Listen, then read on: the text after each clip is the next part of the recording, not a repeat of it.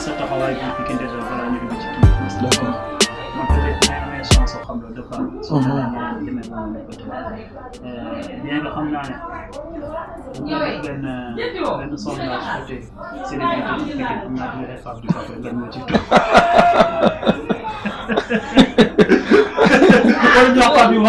yaa ngi naan ngañ mais ñoom Demba Jama bi lañ gën a xam quoi parce que moom mooy concept bi waaw mooy tur bi donc li may wax mooy comme li nga wax en vrai boo demee tey ñi nga xam ne ñoom laa bokkaloon classe buñ ma gisee dañ naan kii kala Demba Gueye parce que le vrai nom donc boo ñëwee ci koñ bi ma yaroo soo ne Demba Gueye seen kër laay seet duñ la fi indi parce que xamuñu Demba Gueye ñoom ngañ lañ xam ngañ mooy Demba bi ma nekkee booy ba léegi mais aussi boo demee sur le milieu donc comme ni ma doon fréquenter comme tout jeune ni ma fréquenter milieu artistique bi ni ma fréquenter les boîtes ni ma fréquenter les restos c'est-à-dire donc milieu bi aussi amoon naa ay link ak ay liens ak artistes yu bari tey parce que tamit on est des jeunes malgré que xel lañu yàlla may jàng nañ am nañ taxawaay bi aussi donc lépp lu ñu gis ni war nañ fa mën a dugg ci secteur boobu am ci suñu xel am ci suñu xalaat dañ leen ciy jàppale parce que am na ñu artistes yu bari ànd naa ak ñoom def ak ñoom ay kii te loolu allant dans le sens où certes jeune là certes diplômé là certes jàng naa mais ñoom aussi ils ont besoin de ça ñu liggéey ak ñoom donc ñoom tur di concept Demba Jama bi lañ gën a xamee mais boo tur Demba Jama bi lañ xam mais boo indee Demba Jama bi li ko gën a indi dafa amoon benn géwël ko dëkk fii Pikine ñu koy wax Abdou Aziz Ndiaye géwël bu civilisé noonu lañ koy Abdou Aziz Ndiaye Aziz Jinne je pense que Pikine ñëpp xam nañ Aziz Jinne dañ doon ànd chaque jour su may def comme daaw ñu fi doon tegee café di séddale ñu dem ci taalibe yi di yóbbu di leen jox ay lekk di leen jox ay naan mu xool ba mu yàgg ne ma yow neexul ba neexul mais xolu Jama nga yor donc mu ne ma yow yaay Demba Jama bis ni ki tey léegi nag fu ma dem lu mu mënti doon fu ma toog fu ma fekk en public mu nekk ci aspect politique wala loo xam day laal développement lépp fu ma fekk loolu la may woowee Demba Jama donc aussi ñun tamit ñu nekk ay jeunes yoo tamit xamit tooguñu ba tey ñu doon dugg sur le milieu showbiz di ko dugg sur le milieu entrepreneuriat des jeunes ak li nga xam ne mooy développement ci suñuy localité noonu lañ aussi nekkee sur les réseaux sociaux en même temps nekkoon sur Snapchat donc ak à travers ce statut WhatsApp li nga xam ne ñu ngi lay seetaan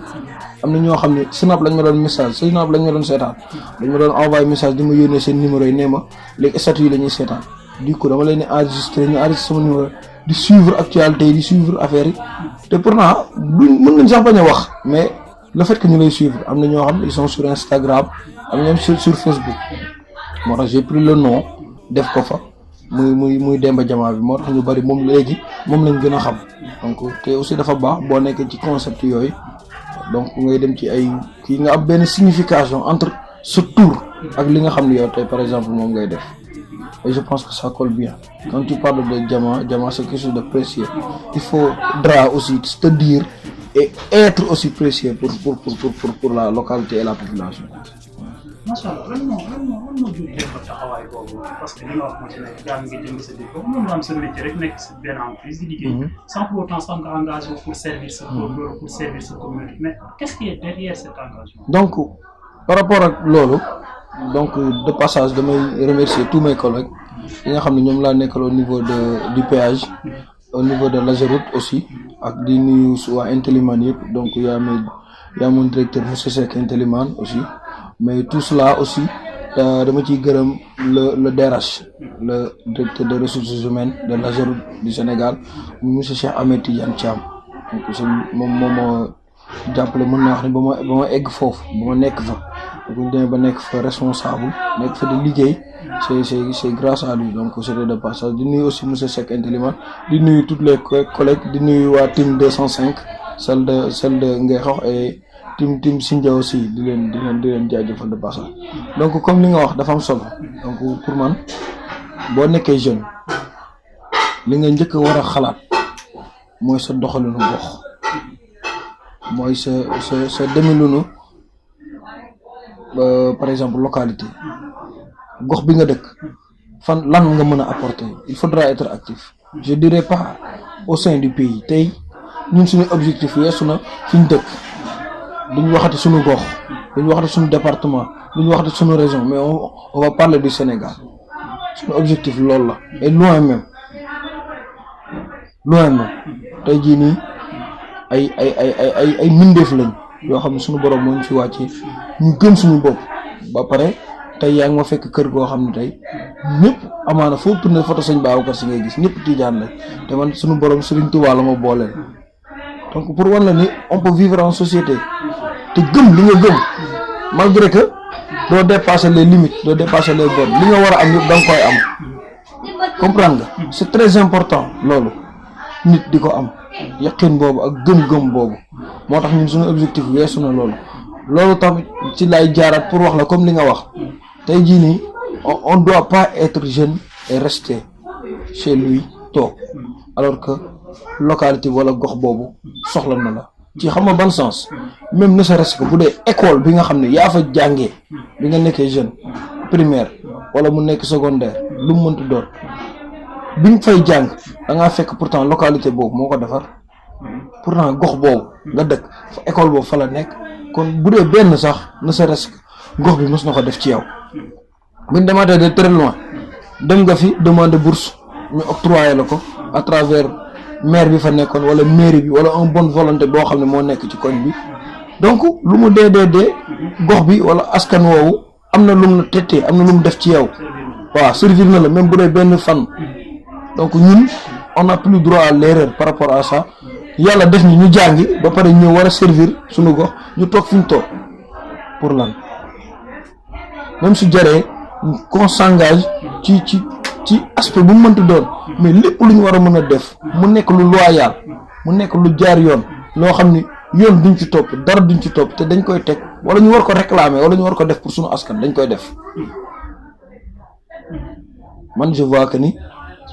ñëpp dañuy wax naan boo nekkee jeune nga engagé wu ànd ak autorité wala nga def li tuer politique wala li non lu mu mënti doon si ça demande d'être politique pour que li nga xam ne askan wi yow moom nga bëgg ñu jot ko il faut le faire parce que définition politique mënuñu ko changer ba àdduna de c'est l'art de gérer les affaires de la cité loolu kenn mënu ko changer ak nu mu mënti demee je pense que tey loolu mooy suñu motivation y a pas de bailleur y a pas d'influenceur y a personne qui est derrière nous ñun ñoo toog ba muy métti ñoo jàngoon ñoo toog ci banc école yi ñoo doon dugg ci car rapide yi ñoo doon yeewu fajar ñoo doon def lépp mais biñ dee ba xam as tuut ñu xam ne instant bi suñu gox soxla na lool dañoo ñëw ànd ak moom ci lépp nag woo ci ñi nga xam ne tamit xam nañ leen que ni ñoom mën nañ ci ànd ak ñoom ñu dugg sur le terrain wàcc ci sur le terrain ba pare man dama am benn discours boo xam ni comme à travers tey phénomène bi nga xam moo xew mooy Covid-19 on avait mis en place benn collectif qu'on appelle un Pikinois en masque dañuy wàcc di dem sur les zones stratégiques avant ñuy commencer on avait man ak des frères comme Al-Karim comme Bathie Dréji vous entendez parler de lui comme Mamad Sène Linge Yakin je peux citer tant d'autres ay jeunes yoo xam ne ay ñoom Babacar Cissé ay jeunes yoo xam ay Moustapha ñoom ñëpp ay jeunes yoo xam dañoo engagé wu rien que pour loo xam ne tey mooy téye seen localité ñu nekk benn say nekk benn de passage je salue le coordonnateur Khalil Seck donc ñu nekk benn say téye mbir moomu di ko doxal un Pikinois un masque di dugg ci secteur yi yooyu di joxe masque par exemple biñ koy def mais man comme porte-parole bi man la biñ demee su ma demee ci autorité yi non ñun ñëpp on avait cette idée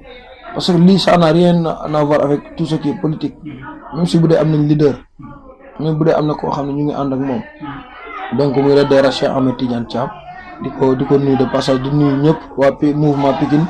moo ñu ñor Pikine Ouest moo ñu ñor donc c'est très important à signaler léegi buñ demee ci ñoom discours bi may wax tout le temps mairie mooy li ngeen di def nii ñun dañoo ñëw pour dimbali leen ngeen def ko c'est-à-dire c'est leur devoir à eux ces maires là ou bien ces autorités là en place de le faire ñun ay jeunes la ñuy jóg di leen jàppale pour dimbali leen ngeen def ko bu ngeen ko defee dinañ wan dëkk bi ñëpp def ngeen ko ku ko ci deful dinañ taxaw dëkk bi yëpp xam ne defoo ko c'est-à-dire kon duñ la neexal et loolu dañ lay wax tamit nga koy dégg da nga kaa war a def kon da nga koy def premièrement moo suñu premier objectif c'était ça fexe ni ñu xeexee mbas mi fii mais deuxième bi mooy rappeler à ces autorités là en place que am nañ benn dette boo xam ni à la population boo demee bay rappeler nit ki am na dette ak population yow sa diggante ak population da ngay xool ndax mat na wala matul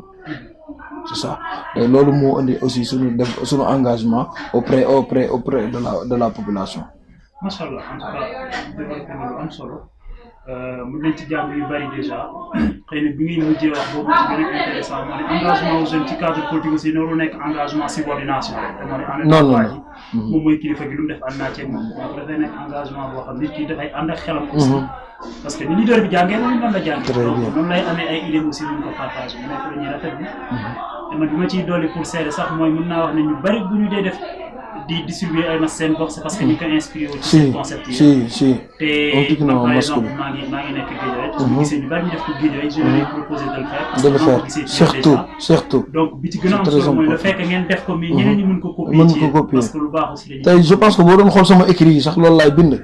dama ne je dis alhamdulilah biñ gisee ni yeneen i gox yeneen i localité les jeunes ñu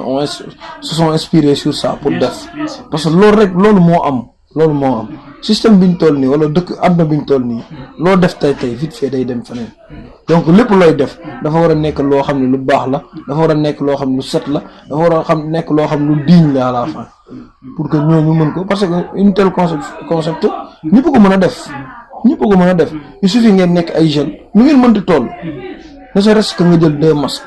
wala 3 yóbbu ko sax joxe ko yaa ngi def benn acte boo xam ne acte de noblesse la voilà acte de noble. ngeen baal ma jeune bi lay dégg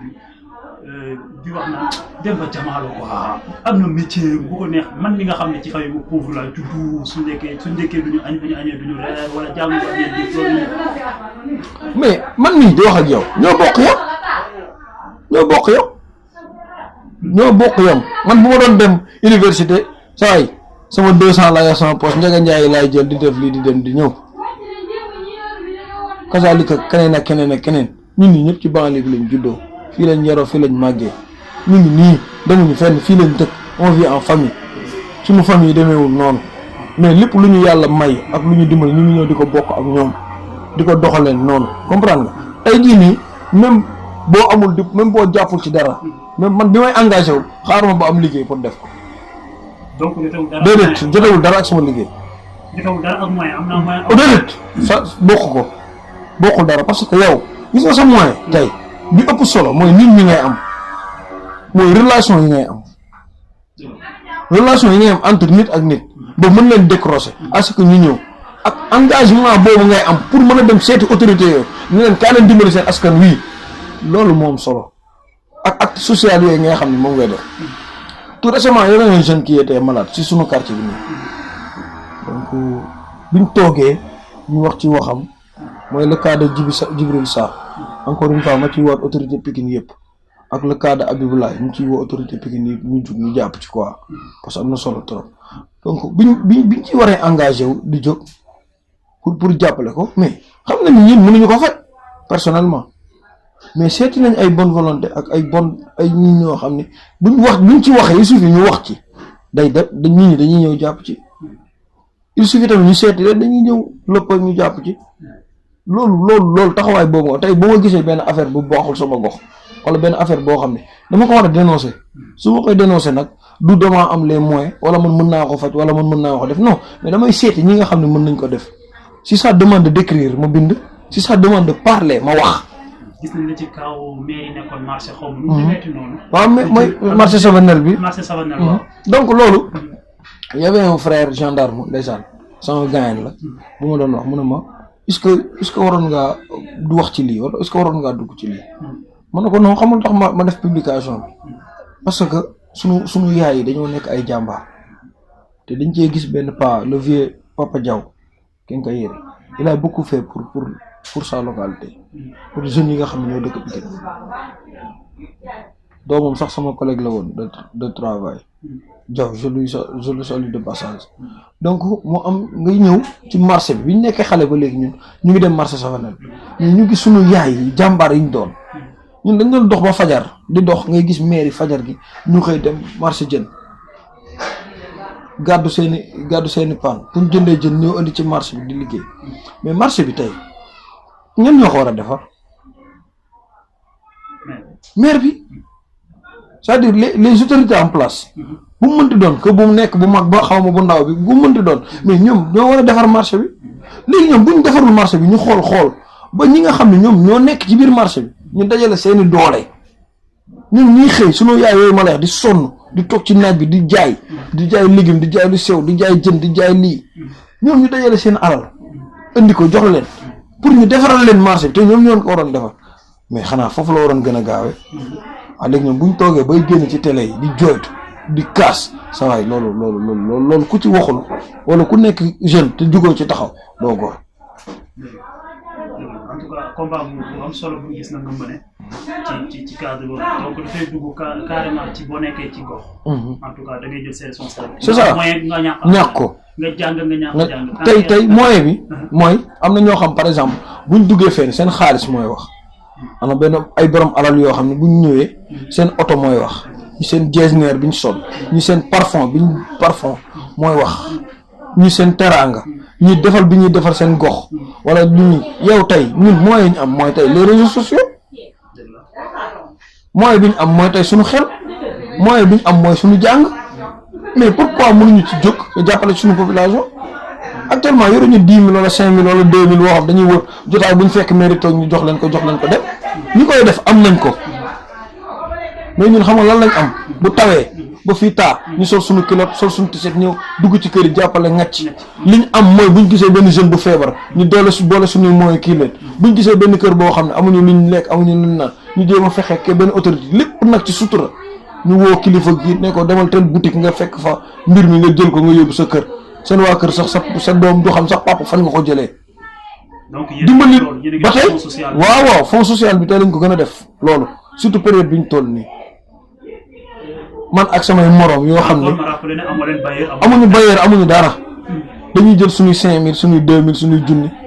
am suñu fonds boo xam dañ koy def à travers Unis Nous Vaincrons donc Unis Nous Vaincrons je salue de passage c'est benn association la boo xam ne man maa ko teg donc man du ma wax maa ko teg parce que boo ko tegee day mel ni yaa ko doxal te man kese doxal maa am xalaat bi indi ko am sama grand bu ma ci jàppale muy Samba Diop Cœur de Lion Events maa ngi koy nuyu de passage ak Badiane Fama dama jël samay meilleur xarit samay meilleur ami yoo xam ni xooluma Pikine lañ dëkk xooluma fuñ dëkk xawma fuñ dëkk am na nit ñoo xam ni tout récemment bi ñuy jàppale bébé Mohamed le cas de bébé Mohamed benn xale bu ñu waroon opérer ci bëtam la ñu door a gisante te ëpp na 1 an comme Amina Kane 1 an bi ñu xamante lu ma dugg di def ci social daf may yónnee kon participation day def contribution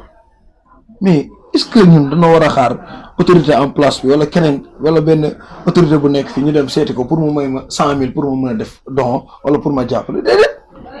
man 2000 laa yor sama 2000 laa indi sama morom bi 1000 francs la yor indi 1000 francs suñu biir am na suñu benn morom bu nga xam ne yàlla xaw na ko dimbali mu indi 10 000 kii indi 15 000 kii indi 20 000 mais buñ ko boolee am nañ 100 000 boobu ki ñu war a jàppale ñu dem jàppale ko on l'a fait et refait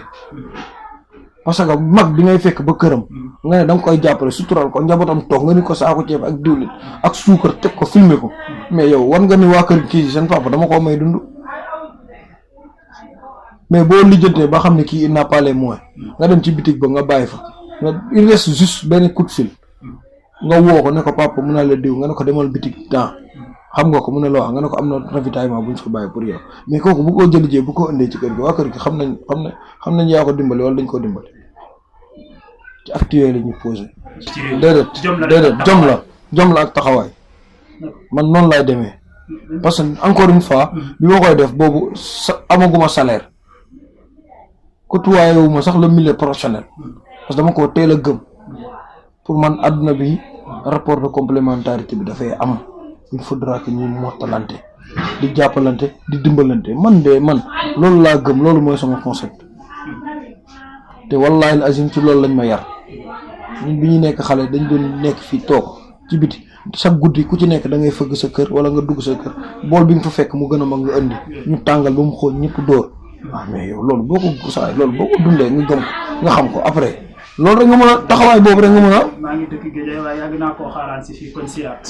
waaw surtout moom dafa bari kii indi yaasi kii indi dama daa kii indi leneen. mus na ma nettali grand yi après da koy tag ñu ñëw siyaat ay 2 heures du matin gars yi dañu jëli bool tof bi bii génn rek toog ak autoravage bi moom bool bi lañ boole dugal ci biir mais en tout cas lu am solo la dem loolu daf may yóbbu ci malaaj la notion wu tekki fii ñu toll ci jeunes yi yow naka nga ko concevoir lan nga jàpp que ni déjà fi jamono toll yaakaar mi ngi tas ci jeunes yi ñu xam nañ ci dara parce que ci entrepreneuriat lañ nekk ak ndaw yëpp déjà ñi jàng ba am diplôme yu mag yi amuñu liggéey ñi jàngul taxul ñu wax ñi ci am sax liggéey yu ndawaan yi daanaka dañ lay fay booroo nekk 100% 25% yi lañ lay dëgg la notion wu tekki fii ñu toll ci est-ce que gis nga ne notion bu xaw ma la mën a poser loolu. mais yow da ngay interpréter notion wu tekki. xam nga sànq au début daa am benn affaire bu ma la wax lu am solo. ma ne la tey bul jàng rek. par exemple nga ne jàng naa du ma dugg ci art bi du ma dugg ci milieu showbiz. jàng naa rek du ma côtoyer benn artiste. jàng naa rek du ma ànd ak mbër mi. jàng naa rek. du ma dugg ci secteur boo xam ni donc dama daal jàng naa dama war a am naa sama diplôme dañ ma war a tegal benn du ma dugg ci élevage jàng naa du ma def poulailler jàng naa du ma def lii non man d'accord ma loolu gis nga dañoo toll ci ak jamono joo xam ni sa waay comme ni lañ ko wax ñun ñi jàngoon ñun ñi nga xam ne ñooy soi-disant intellectuels yi comme ñun loolu la ñu wax suñu bopp te gëmuñ ni gëm naa ni kii menuisier bi nekk defar menuisier si defar la sa intellectuel la ci domaine am ku ci nekk daa am secteur boo mënee boo toogee nga ne du ma def sama business du ma dugg lii sa waay tey loolu c'est quelque chose que dama koy déployer chaque jour daf may métti tey artiste bi wala comédien bi pour que moom mu am visa dem wala pour que mu am business boo xam ne mu dox moo gën a yomb jeune bi nga xam ne tey dafa entreprendre dafa créer benn affaire teg ko gis nga tey man muy yow ñu jàng ba créer suñu entreprise ñu teg ko promotion bi ci ki nga xam ne tey ce soit disant vedette là wala benn boy boo xam il fait des conneries moom pour mu am li muy am ci visibilité moo ëpp man li may am moom li muy am ci bailleur moo ëpp man li may am waaw mais c'est parce que li ma la xel yi moo toll foofu nañ ma baal mais dañ peut-être caaxaan bi moo dem ba dominer àdduna léegi ñun ñi nga xam ne ñun ñooy borom xel léegi ñun nan lañ war a def léegi dégg dañuy toog suñu wax ko daal ne non jàng nañ ñii ñu ngi dimbali artistes yi ñu ngi dimbali mbëri ñu ngi dem léegi ñun ñi loolu mbëri dafa soxla manager artiste dafa soxla manager il a besoin de staff artiste bi mënul bind mënul communiquer mënul def publication il a besoin de ça yow nga am kii yooyu léegi nga ne non kii artiste la rek waykat la léegi man dama ko dimbali ci loolu non ak ni muy demee noonu ngay demee ak moom parce que moom il aura besoin de toi parce que yow xam-xam bi yow yaa ko yor mais léegi jàppale ko ci loolu par là mën nga créer mën nga teg benn entreprise tey jii nii jeunes yi tekki pourtant notion tekki bi mu ngi fi ba tey de jeunes yaa ngi tekki de comme li nga ko waxee tey da ngay nekk ci benn entreprise wala nga nekk benn société war ci am donc salaire bu 10 sa salaire de base nga am bu mu 10 nga war a c'est-à-dire buñ ci dindee liñ ci dindi war la jox sa mais du demee noonu mais dara après tu t'investis man gis naa ay jeunes yoo xam ne sont là ils travaillent et tey ñu ngi ci élevage bi ñu ngi ci poulailler ñu ngi doxal seen kii. est-ce que dafa am métier bu nekk ak ñi ko war a def xam nga lu tax ma laaj loolu mooy des fois da ngay gis ku mel ni Abdoulou. mun la jàng naa ba am sama master nit xalaatul muy dugg ci tool xam nga da nga koy dégg. léegi par exemple métier yi tam. léegi mooy loolu inconscience boobu. chaque jour moom moo lay déplorer. tey ce qui fait le développement des États-Unis c'est quoi? C'est l'agriculture. xam nga exemple boobu nga jël da ngay gis un fermier américain moom rek day nourrir 92 familles. Un fermier il a bac plus combien? te pour nga def agriculture il faudra bac plus 6 wala 7. c'est-à-dire il faudra que nga nekk un crack pour def ko. léegi ñun tey dañuy am suñu dëpp ñun ñëw Dakar ñun ñëpp ñu ne dañuy dugg ci administration ñun ñëpp dañuy toog bureau ñun ñëpp dañuy costume mais est-ce que dina dem day metti wala yow boo ci nekkee en même temps mais investir man gis naa jeunes yoo xam ñu ngi ci àll bi tey investir ci poulailler ñi investir ñi nekk ci tool yi am ñoo xam seen toolu maam lañ nekkoon ñu ñëwaat di ko yëkkatiwaat mais loolu day dimbali jeune ngañ baal ma dama lay rapporter li nit ñi di wax. xam nga da ngay wax ne jàng dafa yàgg. cycle primaire at yi fa def collège. nga investir temps vraiment. après boo waxee ne man nit xalaatul may dem chantier maçon par exemple. non sama xel xalaatul loolu.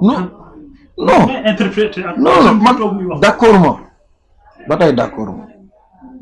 léegi amoon na sama benn xarit bu doon def ñoom ñoo doon def juste pas ceux qui font les bâtiments là. génie civil yi daf ma ko doon wax mu ne ma booy maçon yi di raax wala di kii ci bâtiment yi nii mu ne ma booy ñi buñ jàngoon àdduna tas parce que yow da ngay wàcc sur le terrain da ngay calculer sa xel nga xam ne kii nii yow ëppoo ko xel peut-être mën nga ko ëpp temps nga jàng wala nga maîtriser benn affaire bu maîtriser mais yow li nga jàngoon di ko calculer sa bopp di ko def saa yoo ñëwee fekk moom mu def ko mu def même chose bi nga xam ne dañ la koo bindal rek. c'est-à-dire yow bi ngeen nekk ci théorie bi moom mu ngi ci pratique bi man dama lay jox benn ñaari exemple yu gën a gaaw xoolal un jeune par exemple Bawol qui est là sur Pàcc Lambaye il est jeune bu jàngee CM2 lay yem yow jàng nga ba dem am sa BFM am sa bac dem ba am sa master am des fois sax nga am sa doctorat nga ñëw tu mets une entreprise lui il est là ci bois yi ci bant yi moom aussi il met une entreprise mais xoolal après xoote eggul seen de xoolal après da ngay gis Bawol day tabax këram yor katam yor famille waxuma la moom doomam sax après dina ñëw te yow instant boobu yaa ngi ci say këyit di dem fële chambre de commerce di daw fii pour teg sa entreprise. Ah mais bon y a pas en plus par là je reviens pour dire que y a pas de sot métier y a pas un métier fou y a pas un métier fou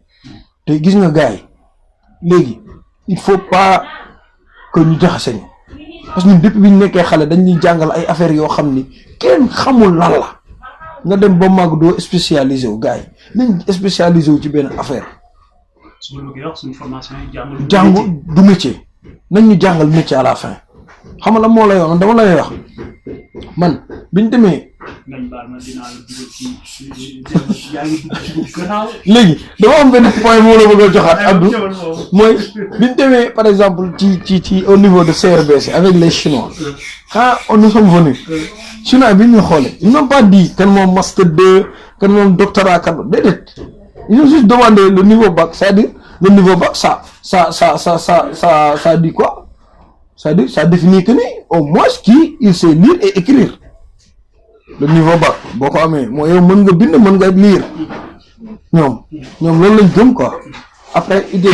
ci 15 jours lañ ñu defal formation des choses yoo xam ne mosuñu ko jàng te loolu tey bu doon par exemple da ngay dem Eiffage wala ngay dem feneen il faudra être un cadre ou bien am sa master 2 en gestion parce que xaalis ngay liggéey ñoom ñu tëj ñu jàngal ñu ko ci 15 jours mais ñu nii ngeen di def ci machine yi nii ngeen di def nii ngeen koy tëjee nii ngeen nga circuit bi nii la lii ak lii c'est-à-dire maanaam dañuy am benn affaire bu ñu jël def ko sa bopp te pourtant est-ce que bu ñu doon référence sa diplôme dinañ la fa teg da ngay gis koo xam ne fac lettre la nekkoon que le lee la jàng technicien la woon kii lii ñu ne la kaay léegi ci xaalis ngay liggéey. C'est ce qui fait la force des Chinois c'est-à-dire ñoom li nekk sa xel la ñuy yee doole ci beneen mbir mais duñ la jël di la imposer à ce que nga ni loolu c'est-à-dire ñun nous sommes trop liés au système français par exemple tey Eiffage pour nga liggéey fa il faudra nga nekk un gestionnaire en comptabilité de temps banque fi xaw ma lan ak lan pour nga présenter ko ñoom ñu ngi jël ay jeunes yoo xam ne di leen liggéey la bon excusez-moi je vais pas leur promotion c'est juste benn exemple typique la que boo xam dama ko dund ba pare 2 jours lañ lay wàcce sur le terrain pour te dire que pratique bi pour man moo gën a ëpp doole que théorie bi. donc su ma la comprendre suñu formation yi ñuy formé donc joxuñu ay métiers. joxuñu ñu tey jii xam nga lan moo ko indi Abdou Mbaye léegi xoolal école de formation yu mujj ci 2 années yi. formation en métier de co loolu rek ngay dégg auparavant loolu la ñu doon jàngal waykat yeeg mbër yeeg ku mu mënti doon tey bi Covid 19 bi taxawee ñooñu pourtant taxaw ñu de saa yi ñëw kat tailleur bee man jàpp xam ne yu bëri masque yi ñu defar ni yu bëri tailleur yi ñu bëri dañ ñu koo defal gratuitement def ci seen propre engagement am na benn frère bu dëkk fi Pape Moussé Walo Couture moom il l'a fait Habib Ly aussi il est là moom il l'a fait te ay jeunes lañ samay morom lañ man maa leen jàng naa ñoom jànguñu peut-être mais ñoom mën nañ lu mu mënul te pourtant bu ma soxlaa lu rafet ci ñoom laay def donc différenciation amul man maa jàng école wala kii amatul non c'est que système adduna bi mais ñi fi ëpp xaalis tey seen niveau d'étude tollu noonu dañ ko jël le cas de Sénégal